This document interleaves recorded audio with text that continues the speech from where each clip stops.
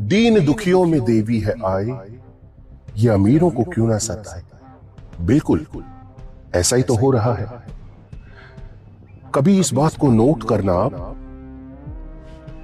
कि जो गरीब है, जो नीचे तबके के लोग हैं आर्थिक रूप से या सामाजिक रूप से, उनके अंदर ही भूत प्रेत, देवी, भैरू जी या कोई बाबा आता है। वाई? क्यों? वो भूत प्रेत, देवी या बाबा किसी अमीर के अंदर जल्दी से आपको नहीं दिखेगा। क्या कहेंगे इसको आप? शिक्षा का अभाव? नहीं, शिक्षित लोग भी ऐसा पाखंड करते हुए आपको दिख जाएंगे। दरअसल बात यह है कि जितनी विज्ञान से आप नजदीकी बढ़ाएंगे, उतना ही इन चीजों से आप मुक्त होते चले जाएंगे। लेकिन बात यह है ना कि वो कहते हैं कि एक ही लकीर पर चलना। भेड़ों का झुंड जो होता है, सारी भेड़ें एक ही चाल में चलती हैं। बस वही हो रहा है। मुझे कोई ये बताए कि गरीब तो बेचारा गरीब है ही, आर्थिक रूप से भी, सामाजिक रूप से भी, जैसे भी। अब कोई देवी देवता, भैरू जी या कोई भूत प्रेत उनके अंदर आएगा तो उसे क्या मिलेगा?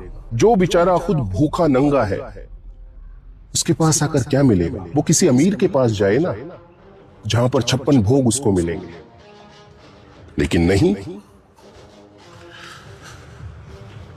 और फिर कहते हैं गरीबी है, गरीबी है, गरीबी। गरीबी क्यों ना हो? विज्ञान के साथ चल नहीं रहे हो। ओपरा पराया, भूत प्रेत, टोना टोटका।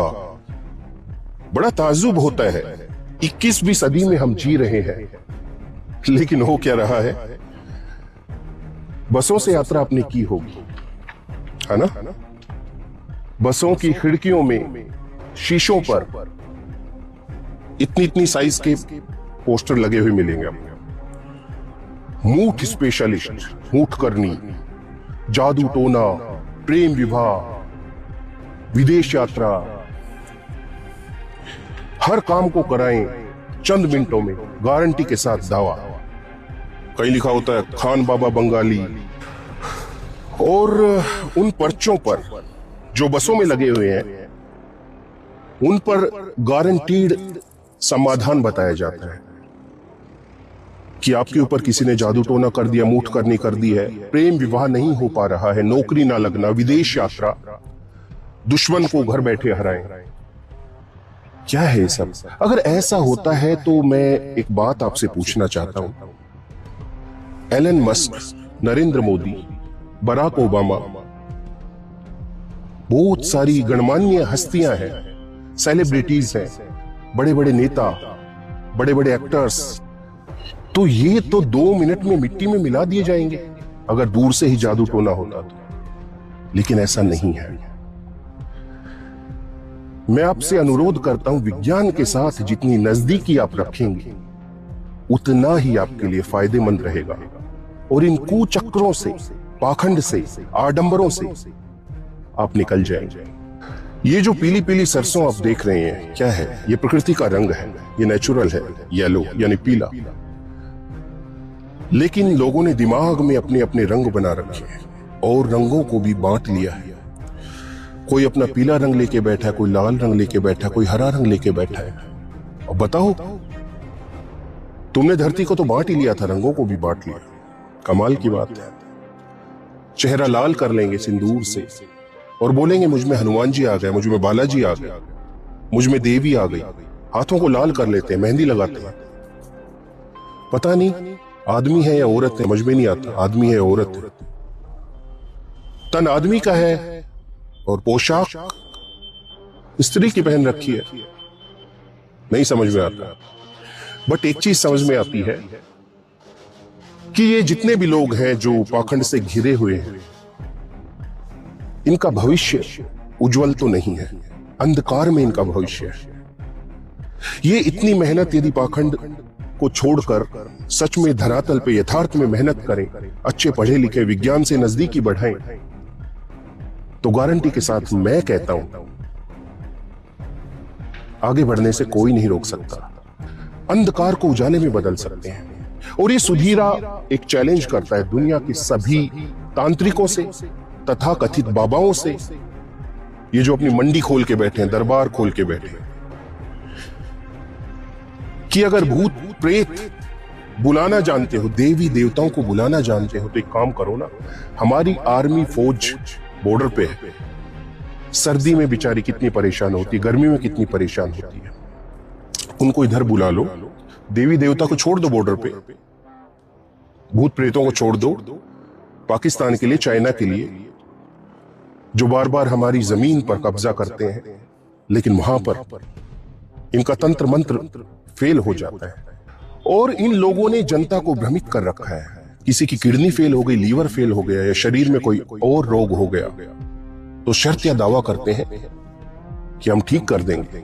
ये तो कोई ऊपरी हवा है जिसकी वजह से शरीर में ये रोग बढ़ा है, जो झाड़ फूंक करके, फूंक मार के आपका इलाज कर रहा है, उसका शरीर देखना कभी, खुद की सांस नहीं आ रही, सांस का पंखा थर थरा रहा है उसका, और वो आपका इलाज करने चला है। कमाल की बात है।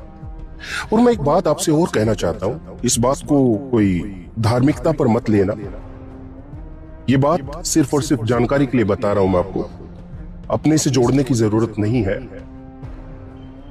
मंदिर में हर समय, ज्यादातर समय कौन होता है भगवान के पास, भगवान की मूर्ति के पास कौन होता है?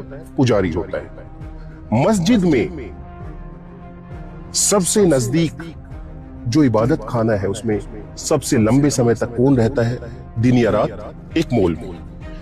तो अगर मंदिर का पुजारी भगवान के सबसे नजदीक रहता है, मस्जिद का मौलवी खुदा के सबसे नजदीक रहता है, तो एक भी 100 अमीर लोगों की श्रेणी में क्यों नहीं है कोई भी पुजारी या कोई भी मौलवी? ये तो सबसे ज्यादा अमीर होने चाहिए थे, लेकिन क्यों? एक्चुअली एक मूवी आई थी थोड़े दिन पहले, कुछ साल पहले, पीके में एक जुमला बार बार दोहराया जाता था कि कोई फिरकी ले रहा है, फिरकी ले रहा है, सच में ही फिरकी ले रहे हैं। उसको पाने का रास्ता सबसे सरल है, सबसे आसान है। क्या करना है? कोई मंदिर, मस्जिद, चर्च, गुरुद्वारा कहीं जाने की जरूरत नहीं है। उसको पाने का सबसे सरल रास्ता जो है वो ये है कि घट में तेरे भगवान है, घट में तेरे खुदा है। अपने अंदर झांक, ए इंसान तू खुद को जान। लेकिन नहीं, इंसान खुद को जानने की बजाय दूसरों को जानने में लगा है, पत्थरों को जानने में लगा है। एक जड़ पदार्थ आपको क्या दे सकता है? एक जड़ पदार्थ आपको कुछ नहीं दे सकता है। ये जो चेतन शरीर है, ये चेतन शरीर, इसके अंदर परमात्मा बैठा हुआ है। और कहते किस्मत, हाथों की लकीरों में किस्मत हुआ। हाँ, अगर ऐसा है तो ठीक है, लेकिन फिर एक मेरी बात भी सुनो। किसने कहा कि किस्मत हाथ की लकीरों में होती है? किसने कहा कि किस्मत हाथ की लकीरों में होती है? अरे किस्मत उनकी भी होती है जिनके हाथ नहीं होते। हाँ, दुनिया में बहुत सारे अपंग व्यक्ति हैं, दुर्घटनाएं हो जाती है, हाथ कट जाते हैं, लेकिन किस्मत उन लोगों की भी है। तो पुनः आपसे निवेदन करना चाहता हूं, पाखंड आडंबर से बचें। विज्ञान का युग है, 21वीं सदी का युग है, और आपको पता है भगवान जरूर है।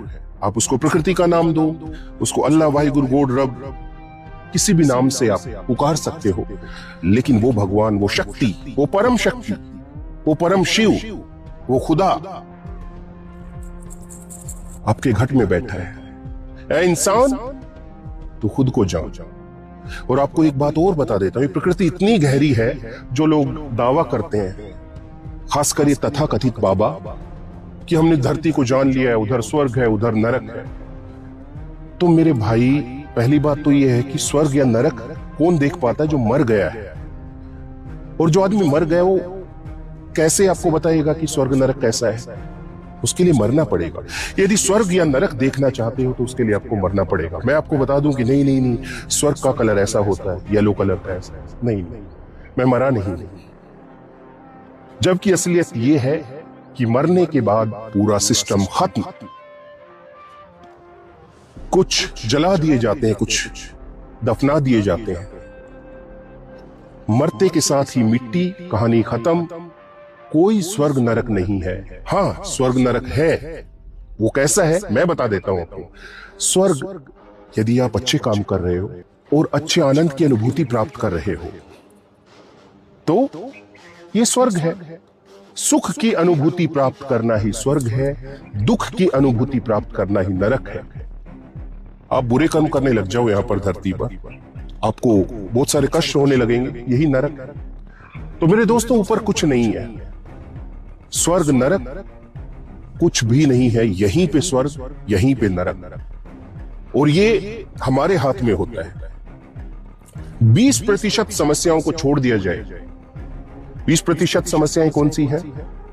बाढ़ आना, भूकंप आना, ओलावृष्टि, ठीक है, कहीं धरती फट गई, कुछ भी हादसा हो जाना, प्राकृतिक आपदा आ जाना, हम गाड़ी चला रहे हैं 100 की स्पीड एक सिंगल रोड पर, या नशे में गाड़ी चला रहे हैं, तो ये हम मौत को खुद दावत दे रहे हैं, आमंत्रित कर रहे हैं। तो 80% जो हमारे पास है हम उसको संभाल सकते हैं, बाकी राम भरोसे होता है, ऊपर वाले के भरोसा होता है। तो यही स्वर्ग है, यही नरक है। जीवन जीने का उद्देश्य क्या है? जीवन जीने का उद्देश्य आज तक कोई समझ ही नहीं पाया। तथा कथित बाबा बोलते हैं कि नहीं, मोक्ष की प्राप्ति होगी, ये प्राप्ति होगी, वो प्राप्ति होगी। मोक्ष का अर्थ है सुख की अनुभूति प्राप्त करना, पूरे जीवन में सुखी रहने की कोशिश करना, हरदम पॉजिटिव फील करना, ये मोक्ष होता है। ऐसा नहीं है कि आपको आकाश में ले जाया जाएगा, फिर आपका रजिस्टर कोई लेके बैठा है, फिर ये कि कितने कर्म किए कितने नहीं किए। और एक बात और है कि नहीं नरक में जाना पड़ेगा तो बुरे कर्म मत करो, ऐसा नहीं है। तुम उससे डर के, नरक से डर के यदि अच्छे कार्य कर रहे हो तो ये कोई तुक वाली बात नहीं। तुम अच्छे कार्य इसलिए करो कि इस धरती पर ही तुम्हें स्वर्ग देखने को मिल जाए, इस धरती पर ही तुम्हें जन्नत देखने को मिल जाए, ठीक है ना। तो आज के लिए इतना ही। मेरे इस वीडियो का मकसद किसी भी व्यक्ति, जाति, धर्म, संप्रदाय की निजी भावनाओं को ठेस पहुंचाना नहीं। शुरू से लेके अब तक, जब तक मैंने वीडियो बनाने का सिलसिला शुरू